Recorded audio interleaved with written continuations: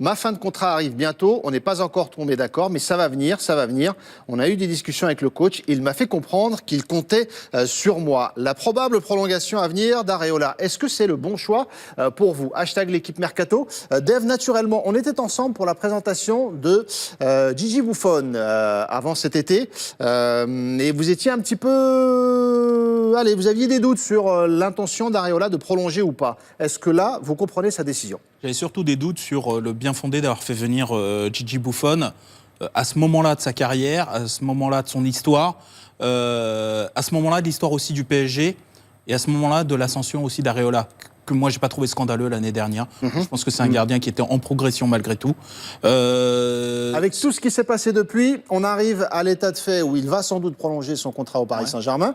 Est-ce que c'est le bon choix? De toute façon, je pense qu'il a la garantie qu'il y aura un temps de jeu assez bien réparti. Déjà, naturellement, factuellement, en Ligue des Champions, déjà, il aura au moins la moitié des matchs, puisque les 3 premiers matchs, on le rappelle, Gianluigi Buffon est suspendu.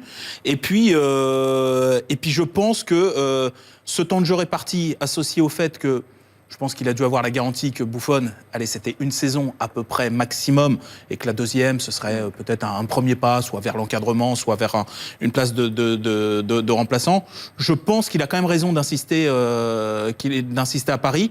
Je pense que Paris a mal fait les choses, mais je pense que lui fait bien de continuer et d'insister sur cette aventure-là. Vous semblez d'accord, Nabil? Il a raison d'insister et de rester au Paris Saint-Germain. C'était pas vraiment la tendance avant l'été, et au moment où on a appris que Gigi Buffon allait arriver pour lui. En même temps, il sort d'une saison où je suis assez d'accord avec Dave. Alors évidemment, il a peut-être pas fait gagner les matchs importants, mais en tout cas, il fait pas partie de la catégorie des gardiens qui les font perdre. C'est un jeune gardien, ça reste très jeune. Je crois qu'il a 25 ans, si je dis pas de bêtises, ou quelque chose autour de cet âge-là. Donc ça reste relativement jeune. Je lui souhaite une carrière aussi longue que celle de Buffon, en tout cas, mais vous avez des gardiens qui sont très performants à 34, 35 ans aujourd'hui, donc ça reste globalement un jeune gardien. Après, ce qu'il faut comprendre aussi dans le marché des gardiens, Messaoud, c'est qu'en fait, il y a peu d'élus.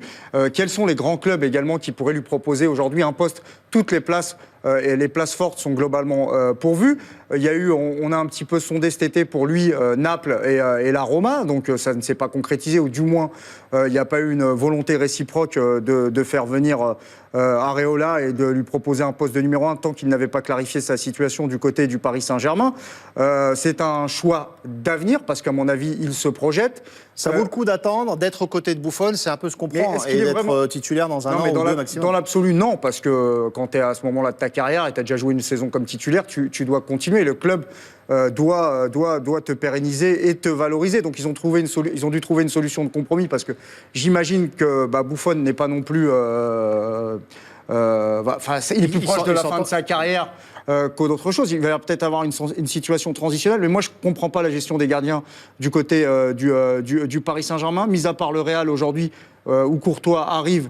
Et il va y avoir une concurrence avec il y a quelques grands clubs où il y a de la concurrence quand même. Enfin, en tout cas, où il y a 2 gardiens qui pourraient être numéro 1. Oui, mais au moins le numéro 1, il est affiché clairement. En fait, c'est ça que je voulais dire. Clairement, aujourd'hui, au Barça, on sait qu'il y a le numéro 1. À Liverpool, on sait qu'il y a le numéro 1. À la Juve, on sait qu'il y a le numéro 1. Je dis pas que le Paris Saint-Germain fait n'importe quoi, mais on a le droit de s'interroger. Depuis Sirigu, carrément, on a le droit de s'interroger sur les choix qui ont été faits. C'est pas ce qu'ils ont fait de mieux. Voilà, c'est pas le... Voilà, Dave, il a raison. C'est pas le poste qui a été, jusqu'à présent, le mieux géré par la direction sportive du Paris Saint-Germain. Gilles, depuis l'arrivée de Buffon, avec la probable prolongation d'Areola, vous trouvez que c'est bien géré ou pas? Non, bien géré, non. Moi, j'étais contre l'avenue de Buffon, mais ça n'a rien à voir. Pas contre Buffon, évidemment. Non, je ne suis pas contre Buffon. Comme beaucoup, c'est ça qu'il faut comprendre. Il y en a qui sont un peu fatigués, qui auraient dû prendre des vacances, là, parce qu'ils ne comprennent pas tout en ce moment. Mais oui, j'étais contre l'avenue. Maintenant, il s'avère, vu les infos qu'on a, que Buffon se comporte d'une façon remarquable à l'intérieur du groupe, mais du groupe, pas que des gardiens, du groupe, qu'il a l'air d'avoir pris un peu le leadership du groupe, ce qui est une bonne chose, je trouve. Je trouve qu'Areola a raison, et Dieu sait que je l'ai critiqué il y a quelques temps, a raison de prolonger au Paris Saint-Germain. Il jouera minimum une 30, voire 35 matchs cette année, et l'année prochaine, Buffon, par l'âge, par le processus naturel, en fera ça sera 2 ans maximum pour Buffon. Il en fera encore moins, et Areola sera le numéro 1 l'année prochaine. Je crois qu'il a raison de rester. je réponds à certains Twitter là. C'est pas Buffon qui va faire progresser Areola. Areola, il progresse tout seul en travaillant. Buffon, c'est pas parce qu'il va lui parler que l'autre il va devenir meilleur. Chacun a ses qualités. Ça peut l'amener à être meilleur à son contact. Ne serait-ce que d'avoir envie de travailler plus. Ouais, mais je rentre pas dans ce genre de système. Moi. Après, mais Saoud, on a le droit légitimement de se poser la question.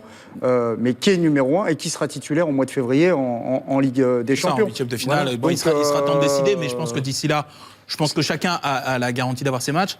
L'avantage, un tout petit peu, puisque moi aussi, je suis comme Gilles, je trouvais pas que l'idée Buffon était la meilleure idée qu'a eu le PSG. Maintenant qu'il est là, il faut faire avec. Et malgré tout, il faut faire avec. Non, mais je veux dire, il y avait Buffon dans votre effectif. Il est là, il faut faire au mieux. Voilà, c'est ça l'idée.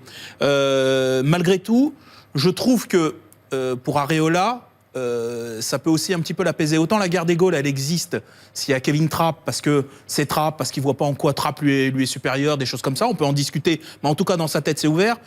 Avec Buffon, il y a une espèce d'autorité naturelle. C'est-à-dire que un gardien ne va pas faire la guerre à Buffon. Buffon, c'est pas ça qui l'inspire. À la limite, tu as plutôt envie de dire j'ai envie de me mettre à son niveau, j'ai envie de me mettre à sa hauteur, j'ai envie de le challenger même. Voilà, mais c'est ça.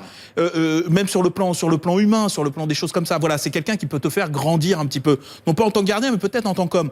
Ce qui n'était pas le cas peut-être dans une concurrence avec Trapp. Ça, c'est l'avantage. C'est qu'à la limite, avec Buffon dans le paysage, bon, quelque part, je pense que ça calme un petit peu tout le monde, ne serait-ce que sur les côtés, le côté malsain d'une concurrence. Et je pense, et je rejoins Gilles, que le rayonnement de Buffon, il va effectivement au-delà du poste de gardien, effectivement, de ce qu'on en apprend pour tout le groupe, c'est bien. Ce que dit